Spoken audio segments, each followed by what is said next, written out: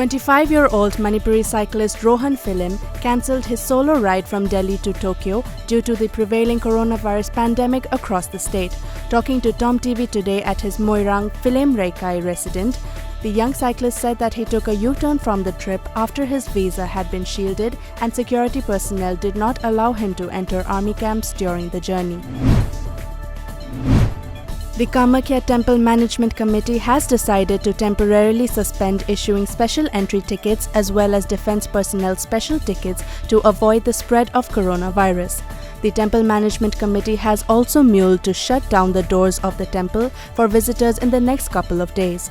The committee, however, has not taken a final decision in this regard so far and will observe the situation for a few more days. There has been a sharp decline in the number of visitors in the temple in the last few days and is likely to deflate further after the restrictions on special passes. Meghalaya Chief Minister Conrad K. Sangma today said that the state government will continue to pursue this centre regarding setting up a central agriculture university in the state.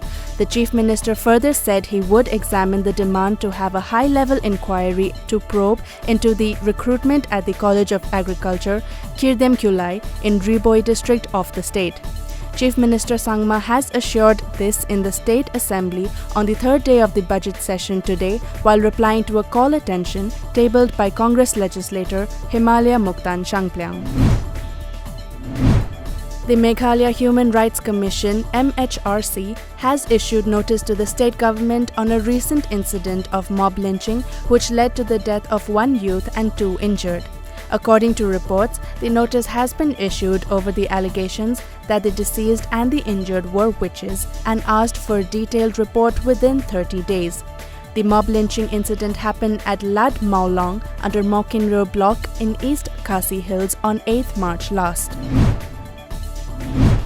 The number of novel coronavirus infections is increasing rapidly on a daily basis in India, with confirmed cases nearing 180. Air and rail travel in India has taken a hit in the wake of coronavirus pandemic, with the railways cancelling over 150 trains. After CBSE, now ICSE has postponed board exams, while the UGC has directed all universities and affiliated colleges to postpone examinations till March end.